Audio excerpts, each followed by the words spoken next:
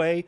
They put it all together here in the main event where, Heyman had to, excuse me, kind of struggle emotionally through the whole thing, and how he ultimately made his decision to kind of turn on both CM Punk and Roman Reigns, and he had pretty good reason to turn on both. And I got to hand it to the fans that first kind of sniffed this out a few weeks ago. I think it's been over a month since somebody first mentioned it to me, and I remember thinking, I don't know. I feel like that would just be done for shock value. I'm not sure if it would make sense, but then the more and more I thought about it, it started to make sense. CM Punk made Paul Heyman choose. Roman Reigns has treated Paul Heyman like shit. And Seth Rollins has pretty much had the number of every Paul Heyman guy ever, owning multiple wins over Brock, over Roman, over Punk. And Heyman also has a history of turning on these guys in the past when he sees a better offer or something bigger coming around. So when I put all that in perspective, in the predictions even, I said, I can kind of see that happening now. And you could kind of tell it was going to happen in the match, especially by the way Paul Heyman was kind of acting throughout the match. There was one point he was just sitting on the outside, pretty calm considering everything that was going on in the ring. And then where I thought he was going to do the turn is he went to the outside to grab a chair.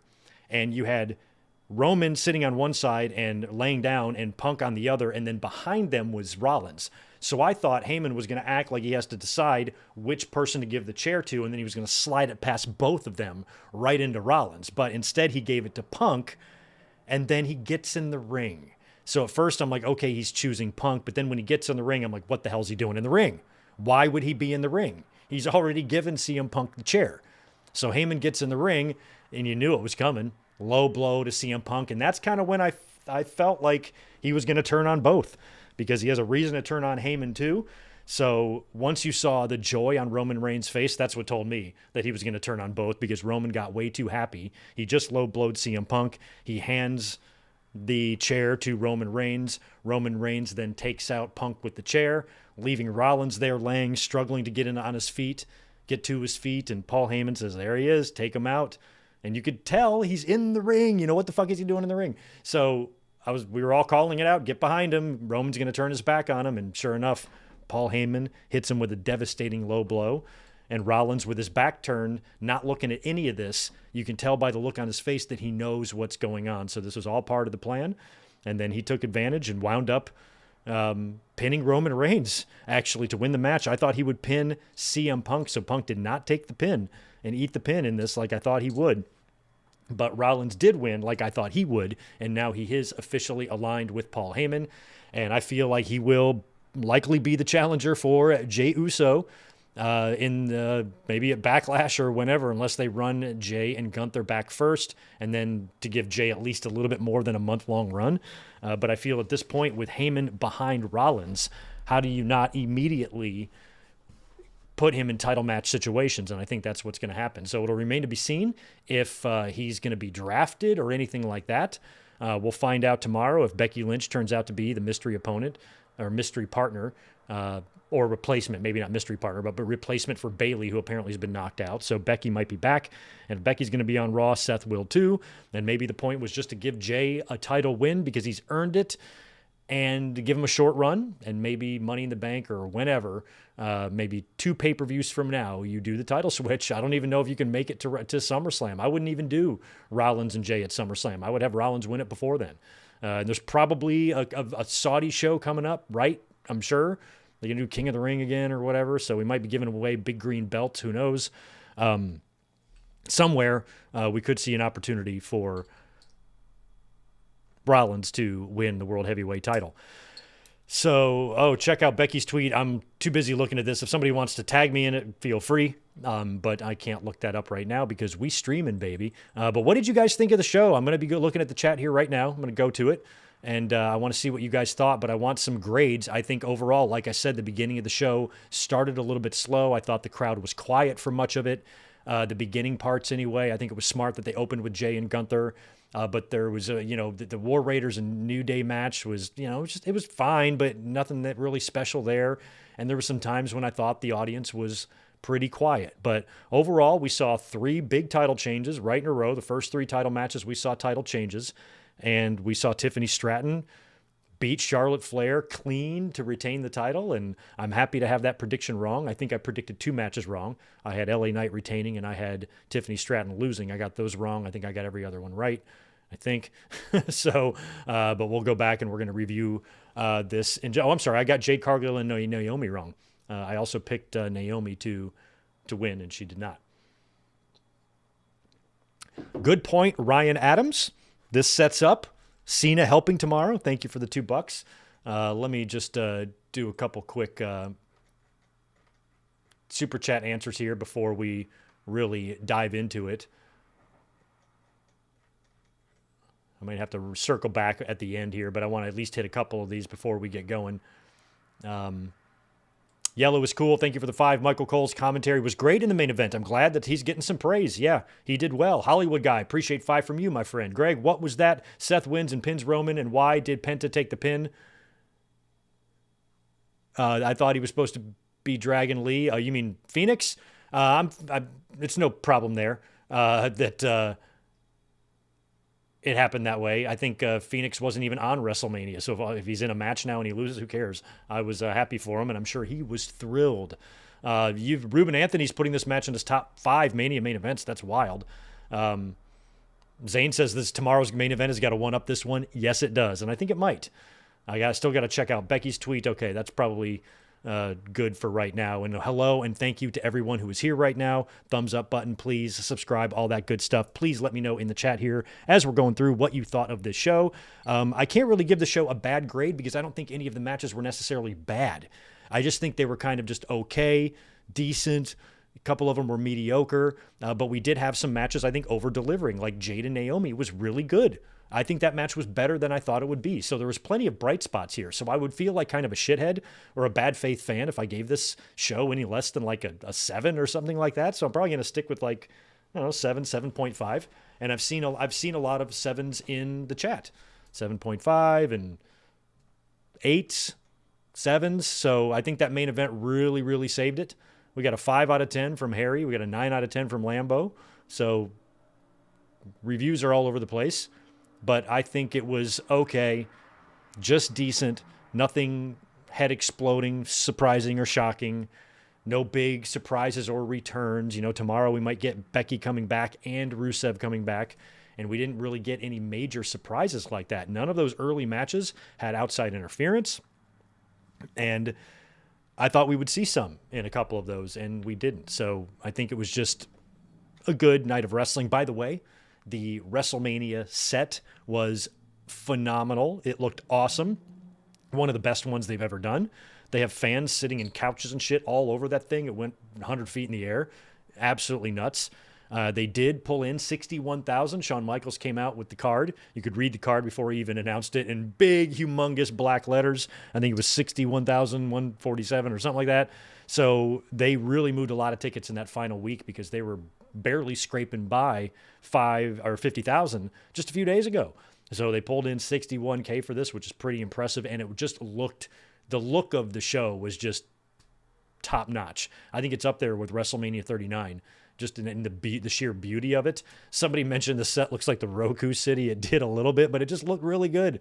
I thought the whole setup was awesome. And the way they had all those vertical LED screens over the long entrance ramps. Normally that's like digitally put on the screen. These things were real. They were really hanging these shits from the ceiling of that place. It was just an incredible look and feel at Allegiant Stadium, and it looked like it was a fun time. So let's get into the show here. Let's talk about some of these matches so I can wrap up this stream and get out of here for the night. We are going to be back tomorrow, by the way, to watch night number 2 and do this again. Before we jump into these results, actually, it should be noted that some bombshell news broke in the wrestling industry today. WWE revealed on the kickoff show. WrestleVotes had a tweet about this. I think it was WrestleVotes about 30 minutes before it was announced. And that is that WWE has acquired the AAA promotion, which is insane. They had the managers and the people in charge of AAA all there, along with all of the luchadors and the Mexican wrestlers currently in WWE, and some in AAA, including Vikingo, who was there, which was really awesome to see him, and he would make a cameo. He would be in the ring tonight at WrestleMania, which was pretty damn awesome. So they made this big announcement that WWE's acquired AAA, and I don't really know what this means.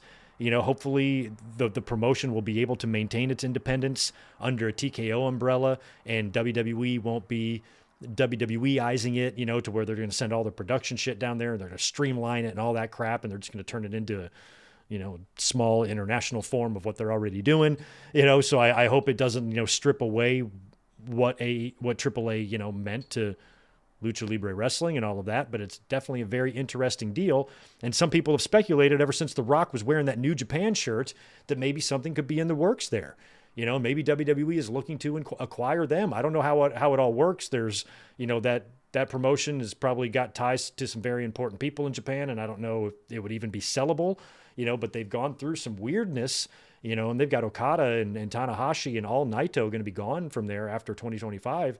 And it's a different kind of game now. So, what's really left there to thrive, like it used to. So if WWE kind of saves the day, and saves the brand and ensures that the brand that has a history going back to 1972, can live on forever, to where maybe it wouldn't under whatever's going on there. I don't know. These are just very uneducated guesses.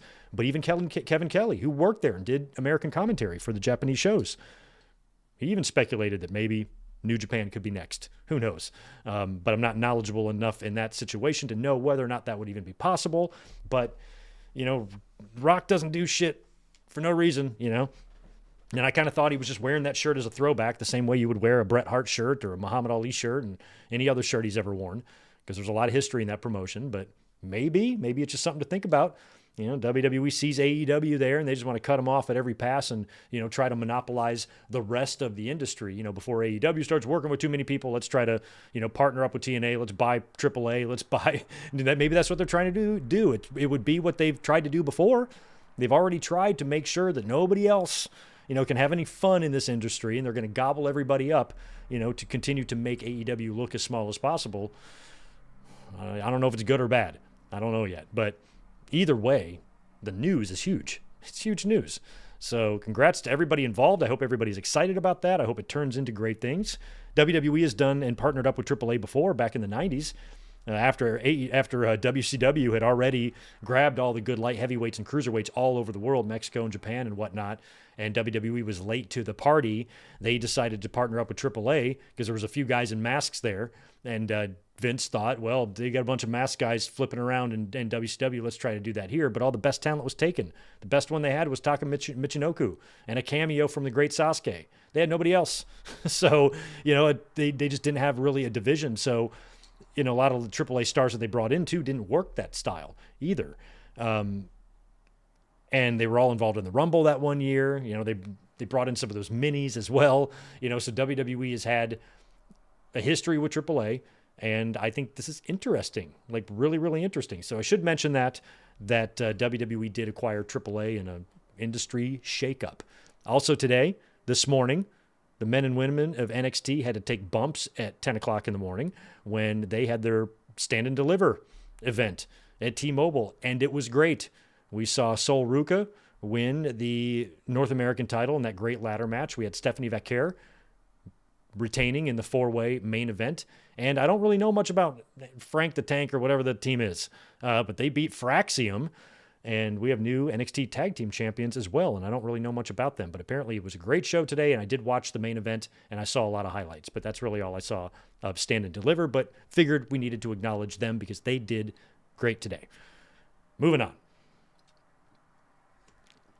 WrestleMania tonight, we knew that the opener of the show would be Gunther defending his World Heavyweight Championship against Jey Uso. Now, we had Jey coming through the crowd. We had some big yeet flags coming down in his entrance.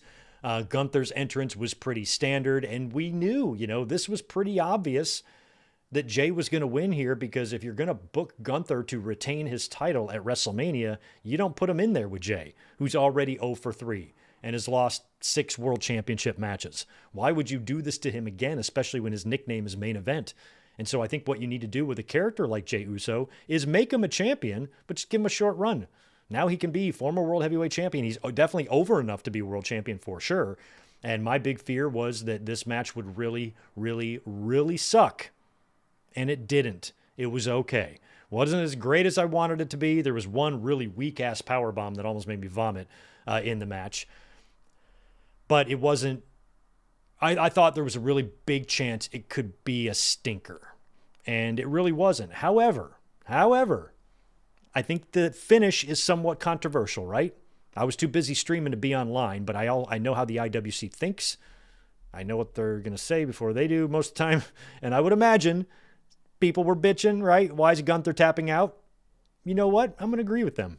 I'm always giving them shit. Why not agree with them every now and then? Y'all are right. That was pretty shocking.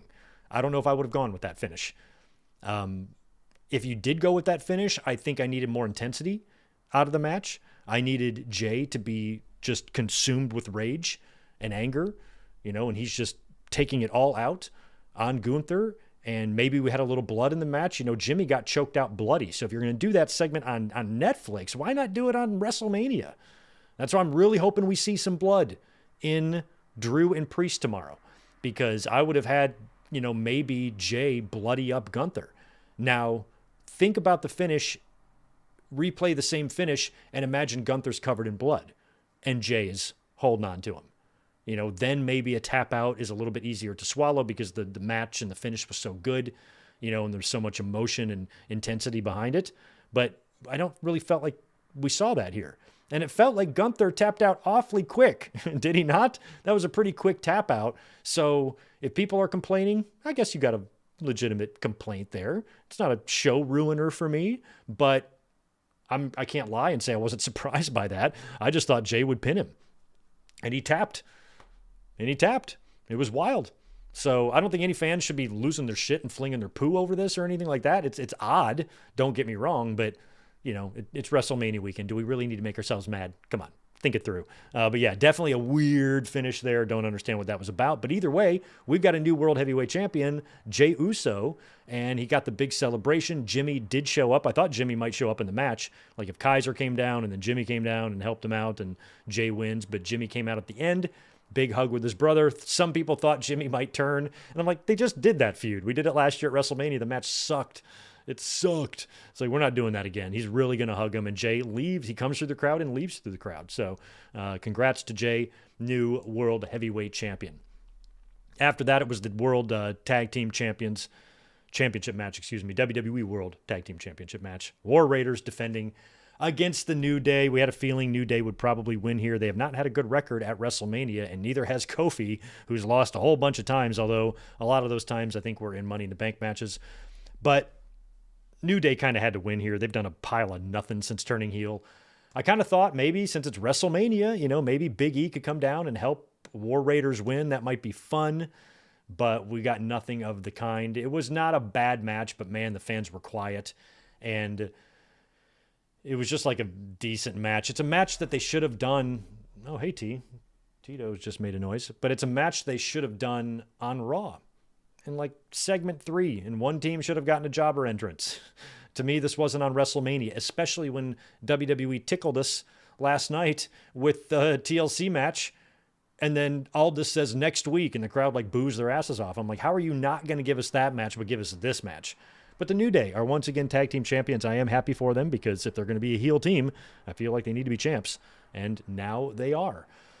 Then it was time for Jade Cargill against Naomi. I really like this. Naomi had a really awesome entrance, I thought.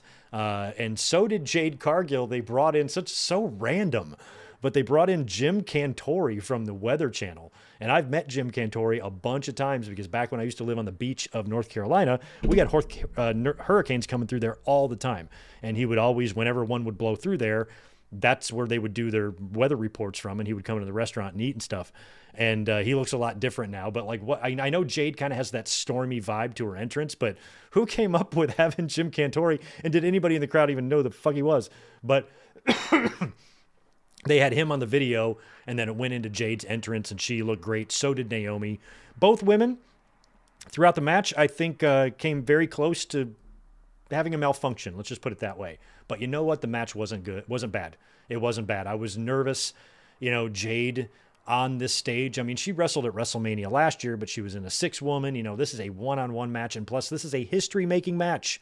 This is the first time 2 women have faced each other one-on-one without a title on the line, unless you count one of those stupid matches where they're in lingerie and in pillow fights and shit like that. So those don't count. So if you take away the pillows and the lingerie and all the other dumb stuff, this has never happened before at WrestleMania. So both of these women are a part of this history.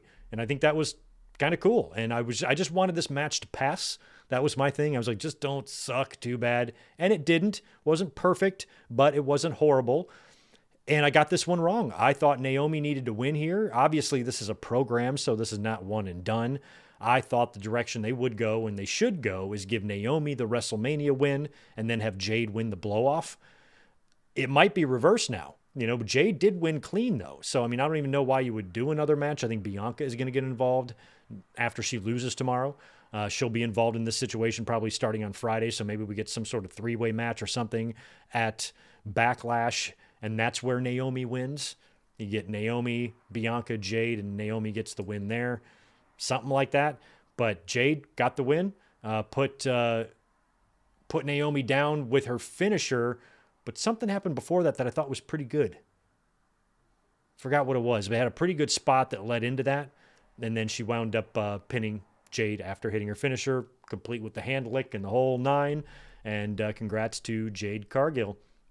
Then it was time for LA Knight to defend his United States title against Jacob Fatu. Another match I got wrong. I did not do good in my predictions in this. Jesus. I thought for sure that Solo Sikoa would come out and accidentally screw Jacob Fatu, and that would set up a backlash match between them, and LA Knight would retain. But I had it wrong. Jacob Fatu did come out to the stage with Solo, but Solo stayed behind. LA Knight made his entrance in a car. They drove a car up the ramp, and he didn't even drive it. He was leaning out the passenger side of his best friend's ride. And then his music plays. He comes down to the ring. And the two had a pretty good match. I mean, Jacob Fatu was very impressive. I was hoping we would see some of that Jacob Fatu flair and magic and aura and presence about him. And it took a little while for that to happen. Started slow. Crowd was quiet. I think the New Day and Roar Raiders really quieted them down. And this match kind of started a little bit slow, but then Jacob got cooking, and he wound up putting down LA Knight, hit him with a couple of those moonsaults, and won the match. There was a really great spot where I think Jacob went for a moonsault, and LA Knight countered into the BFT, right? That was tremendous. And this match was pretty good. I did enjoy it. I didn't think it was bad. And I'm happy to have that prediction wrong because a lot of people pointed out, Jacob Fatu should win his first WrestleMania match. I don't worry too much about that in every situation, but this was one, where the Phoenix one, what I'm going to talk about in a minute, who cares there? But yeah, this one, I feel like a guy like him should probably win his first WrestleMania match, especially somebody that comes off so unstoppable, and you obviously want to build, for a big collision. And I would love to see, you got Jacob Fatu as the US and Braun Breaker as the IC. On each brand. That would be fun to watch those two guys have their runs and then eventually one day collide somewhere. So Jacob Fatu is your new United States champion, and he won pretty much clean. No Solo Sikoa, no outside interference, no nothing in that. So no real surprises there. Then it was time for El Grande Americano against Rey Phoenix, because Rey Mysterio last night on SmackDown got hurt, and then today he was around and present for the AAA announcement, and he was interviewed after that by Jackie Redmond, where he confirmed that he's not medically cleared, and he announced right there that it would be Rey Phoenix, not Dragon Lee, getting the nod against El Grande Americano. So I feel like, maybe Dragon Lee has earned it more, but Rey Phoenix just got there. Phoenix and Penta both having WrestleMania matches. That's pretty awesome for them.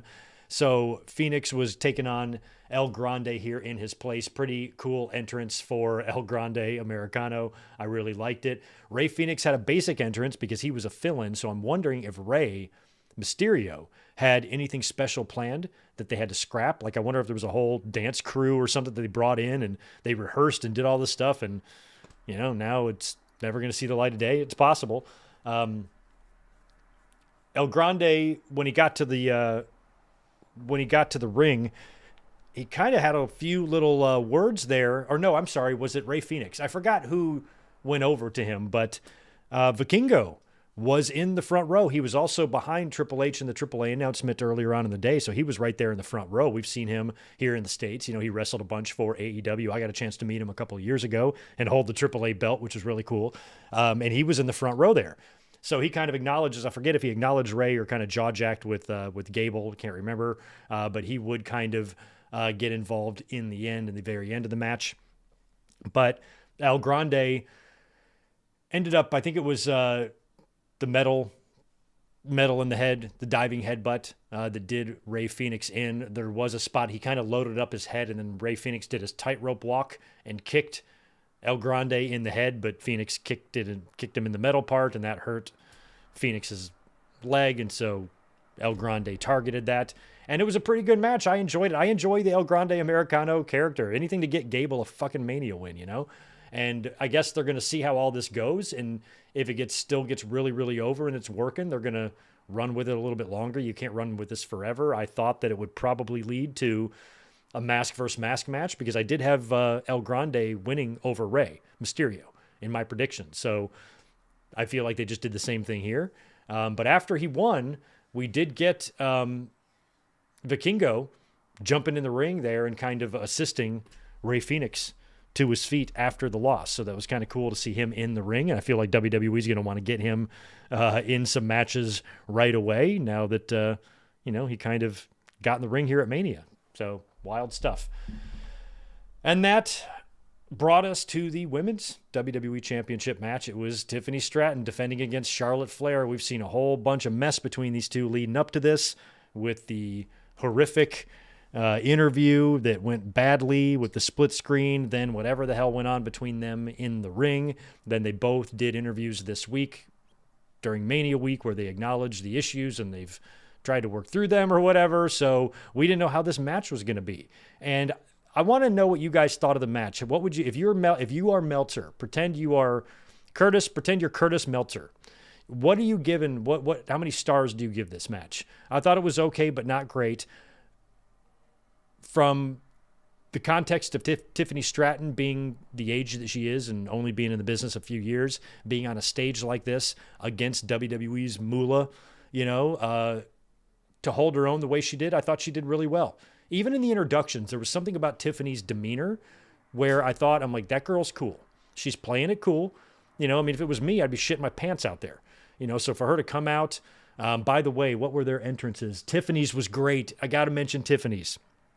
Tiffany came out in like a big life-size Barbie box. You know how they used to have the life-size Bootios or whatever? It's like a big Barbie box, and there's like 3 of them, and she's in the middle, and there's like LED screens on the other, images of her dancing. And she came out of the box. I thought that looked great. And she came out first, and I was a little bit butthurt about that. I'm like, why is she coming out first? The champ comes out last. It was because Charlotte's got to make the grand entrance, but no, Charlotte's entrance had a car. And before Tiffany came out, we had to sit through a long video package. So they had time to put all that Tiffany shit out there. So once Tiffany came out, Charlotte, just like LA Knight, came up in a car that drove up to the top, and she gets out. So if Charlotte came out first, that car would have to get out of the way, and they wouldn't have time to set up the Tiffany shit. So that's why she came out first. No reason to be angry there, but I was a little bit worried. But I was also feeling somewhat optimistic because up until this point, the 3 championship matches we had have all seen title changes. So I even said during the watch along, I said, there's a good chance Tiffany could actually retain here after all. And like I said, I thought she held her own. Looks like Tiffany might have chipped her tooth. Something going on there with her teeth. She had a bloody mouth, and there was some discoloration going on there. She might have knocked a tooth out, knocked one loose, or at least punched a veneer off or something. But I think she had a hard-fought match there, and she held her own. Charlotte has been in this position before. She knows how to perform on this level in matches like this, in front of crowds like this, on a stage like this, so you're going to be remembered forever. So she's not sweating that where, the 25-year-old might be fucking shitting bricks out there. So Tiffany, to be able to hold her own in the way that she did, I thought was great. And one with the big moonsault, right? Did she hit 2 of them or just one? It was the prettiest moonsault, right? Is what did Charlotte in there? I forget the finish. Yeah, it was the prettiest moonsault ever, right? The PME, prettiest moonsault ever for the win. But since I was live streaming, I wasn't writing down spot by spot notes, so I apologize for not breaking this match down for you. But in terms of how it went, you guys are giving it 2 stars. I'm going to give it 2.5. Dominator's got 2.75. I'm going to go 2.5. I guess out of 5, right? No, I'll give it 3. I'll give it 3 stars. 3 stars. The Juliet says that Meltzer is reporting Rey has a torn groin. That sucks. Well, that's better than a knee. At least a torn groin you can just kind of heal, where, at least I think you can, where like if he would have blown his knee out again, then we wouldn't see Rey for a year, which would suck. Jey is drunk as hell at the presser. Oh, that's wonderful. Maybe we'll just pull it up and eyeball it here. Where the hell are you, Peacock? There you are. Yeah, Jade also, I felt like there was some problems going on wardrobe-wise with Jade tonight. I don't even know where the presser is located. Is it on WWE's YouTube channel? Probably is. Yeah. I'm only seeing the post show. I'm not seeing any presser, but anyway, let me know if anything crazy happens. I'm very, very amused all the time whenever Jay decides to have a few libations. Yeah, 6 to 8 weeks. That's much better than like a year off for like knee surgery and stuff. So I think torn groin is actually good news, but that really sucks for Rey because if he wouldn't have been in that match last night, he would have had his match tonight, and that just sucks for Mysterio. We got that one taken away from us. And we talked a lot about already at the opening here of the triple threat match. I thought it was a really, really great main event. Excellent spots there with Paul Heyman turning on both guys. I think my favorite spot of the match was the spear counter into the pedigree. That was so good. The entrances were pretty cool. Rollins came out in all black and then had like a flamethrower. So it looked pretty basic, not that expensive of an entrance to do, just to rent a flamethrower. So he throws his flames and then the lights go out. They come back up and he's now wearing all white. So he went from black to white. Roman Reigns had a very standard entrance, nothing different there other than he came out alone, which looked weird. And then CM Punk kind of had a nice little video package that was set to his old The Fire Burns theme, which I thought was awesome. And we could see it in Punk's eyes. This was a big deal to him. Living Color played him live to the ring. And it was a pretty cool performance for them to play Cult of Personality. Punk coming out. First Mania since WrestleMania 29. And I believe they played him to the ring that night too, right? So that was all awesome. And then doing the finish, we had a feeling that, that Heyman would be involved. And Roman Reigns at one point put both guys through the announce tables, right? And they had different announce tables. They still look like plastic toys, but now they had a much more curved look to them. They were very sleek, very shiny. Announce tables have come a long way. We just watched WrestleMania 1 on the channel here a couple of nights ago, and Jesse and Gorilla sat at whatever table was just the nearest one in the storage room at MSG. Just bust out this wooden thing with splinters sticking out of it, set it up. That's where you're calling the show from. Now you got lasers, you got a place to put your water, you got little LED monitors, you can unlatch the gimmicks to where the table breaks away. It's so modern. The thing looked like an oversized toy. So both guys go through tables and, Roman thinks he's sitting pretty at that point, but all three guys hit their finishers on the other. And there was, I think, 3 different points where all 3 guys were laying in the ring. Heyman, his behavior during all this was what we were paying attention to. Like I said, at one point during the match, he seemed very, very calm. And I'm like, I kind of think he knows that he's got some big plan. And then it was time. Heyman went over to get the chair, so you knew something was going to happen. And that's when he had to decide to either give it to Punk or Roman. I thought he was going to slide it past both of them right into the hands of Rollins. But instead, they went the long way. And they had Heyman turning on each guy individually, and he should have. And he brought up a good point. He screamed at Punk after the low blow. You made me choose. You made me choose. And then, of course, Roman now is super happy, grinning ear to ear. Heyman gives Roman the chair so Roman can then take out Punk.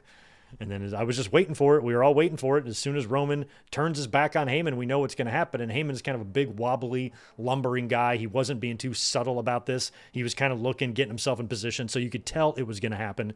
Low blows, Roman Reigns, and assists Seth Rollins in winning and leaves with him. Sounds like Seth Rollins is now a Paul Heyman guy.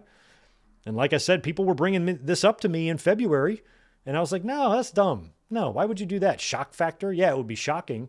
And I was immediately dismissive. But then it was like one day, it was like a week later, a couple weeks later, I'm just randomly thinking about it. And I'm like, well, man, Seth used to own Brock Lesnar. He beat him for the title at WrestleMania, then beat him again at SummerSlam.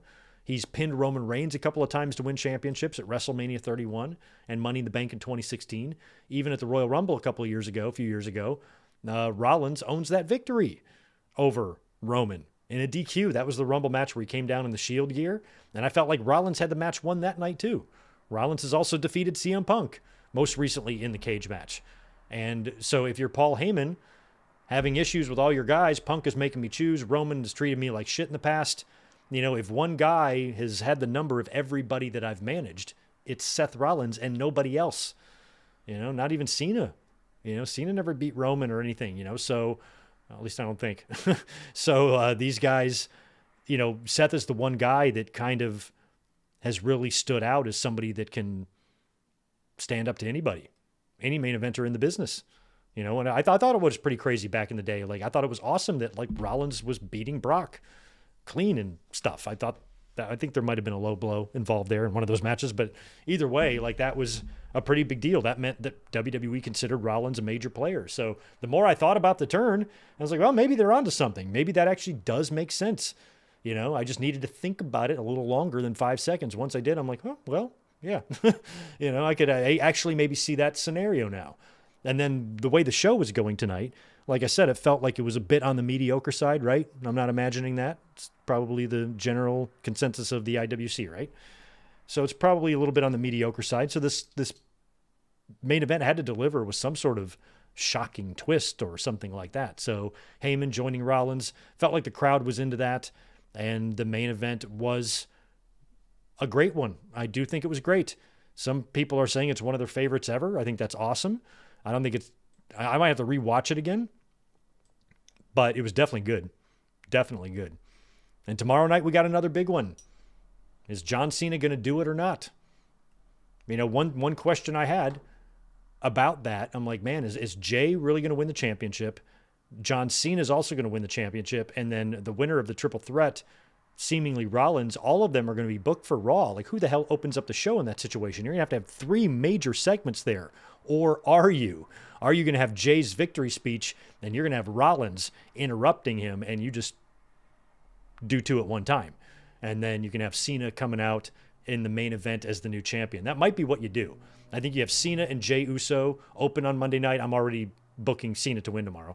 If Cena wins, I think Jey Uso opens, celebrates, Seth Rollins then interrupts him and makes his claim for the title. Maybe you have Gunther come out too, and you do that whole segment there. Then in the main event, it's Cena's time to come out. It's probably what they'll do. That's probably what they'll do. And Becky Lynch tomorrow. Apparently she was in Gorilla cheering it. That's cool. Apparently Becky Lynch tomorrow might be wrestling, as they did an angle on the pre-show where Bayley got taken out. Word is on the streets that it was a planned, creative plan. Bayley is not hurt. They were planning this for a while, and apparently to the point where some talent was pretty upset that Bayley is getting bumped, especially if it's for Becky. That's kind of shitty, don't you think? Like, why can't you just bring Becky back at the end of the match or something like that, or just bring her out for a cameo, or just debut her or have her return on Raw after Mania? To just come in as a last-minute replacement, I think all the fans can sniff this out. You know, if they really wanted to surprise us here, I would do the Bayley attack like minutes or seconds before the match is about to start. And then it's like, boom, here's Becky. But they've done it a full day before. So maybe WWE knows the fans are going to just assume it's Becky and then it won't be Becky. But who would it be? Britt Baker? She's under contract. Who else could it possibly be? Mariah May? No, that would be silly. Like, it's just a tag team match. Plus, I've got Liv and Raquel retaining tomorrow. So I'm hoping something is up there. I'm hoping that that's something, there's more than meets the eye with that, and it's not just a straight situation of Bayley getting bumped and Becky taking her place, because that's not right. Then what? Becky and Lyra win the tag team titles? Why are we doing that? Why are we doing that? Let Liv and Raquel hold them. Liv's doing great right now. Leave her be. I don't know. We will see. We will see tomorrow. But overall, even though tonight was maybe a mediocre or 7 out of 10 show, it was still fun. It's still WrestleMania. And I think that tomorrow definitely will likely be a better show. I think they're set up to do some crazy things tomorrow. I personally believe Randy Orton's opponent will be Rusev. I feel like that's the only guy it can be. Last night on SmackDown, it looks like Aleister Black will be debuting next week on SmackDown, according to that vignette anyway. So it's probably not him. And it's probably, I mean, if it's Nick Aldis, then I think Randy Orton still got to win. But it's got to be Rusev. You bring back Rusev. It's WrestleMania. That'll be a trip. Hopefully Randy will be okay with losing to Rusev, because I think you're going to have to lose if it turns out to be Rusev. But if they absolutely have to give Randy a win tomorrow, then just make it be Aldis and have Randy RKO him. But I kind of think it's going to be Rusev, and I hope there's room in there for him to come in on a tank. That would be sweet. That would be sweet. Thank you, Mike Witt, for the $5. Hey, Greg, hot take. Paul and Seth help out Cena to set up Seth and Cody 3. All I want, and I want the glass to break tomorrow. That could be possible. I mean, I do think Seth and Cody do have to wrestle again, and maybe it turns out to be Rollins that beats Cody for the title. But I think Rollins might be targeting Jey Uso. And I'm assuming that if Becky comes back and she's on Raw, then Rollins will be on Raw too. I don't think they would separate them on different brands. So we'll see. But I think a big swerve tomorrow, something nuts like that, I'd be all for it. If they bring out crazy stuff, like if Rollins makes his presence known tomorrow night and he takes out Cody or something, that would be great. I'd be into that too. No problem. There you go, Juliet. That's what I'm talking about. Something like that. So if you bring Becky out tomorrow, I think that would be boring as all hell. Unless Becky turns on Lyra and maybe she joins forces with Bayley or something, and we've got 2 of the 4 horsewomen together. And then I don't know if you can add Charlotte to that or not. Probably not. But if you do something like that where Becky turns on Lyra, that would be weird, but I hope there is more. Either way, whatever they do, I hope something like that. I hope there's something going on there to where Bayley isn't completely just left off the show because of that stupid thing they filmed. I hope it's more than that. I hope it's not more than, oh, Becky wants to come back, so you're off the card now. We're going to put her on instead. That doesn't make a whole lot of sense. Why would you do that to her? I feel like you could do anything else there to bring Becky back without having to screw over Bayley. So we will see what they do tomorrow. It should be fun. I want to thank all of you for hanging out tonight for the watch along and sticking around for this review. Thank you so much. Have a great rest of your evening, and make sure you join us tomorrow. It's been a lot of me. We were here twice on Thursday, twice yesterday. 5 good hours here tonight, and we're going to be up for a long time tomorrow too for night number 2. Go get some good sleep. Make sure you feed yourselves, hydrate. If for any reason I missed any super chats that I didn't see, I will catch those tomorrow, and the link for tomorrow is already up, ready to rock, so go save it. And I will be catching you all tomorrow night. Thank you so much for hanging out with me on yet another WrestleMania. We've been through a lot of these together. Have a good night. Catch you tomorrow. Peace.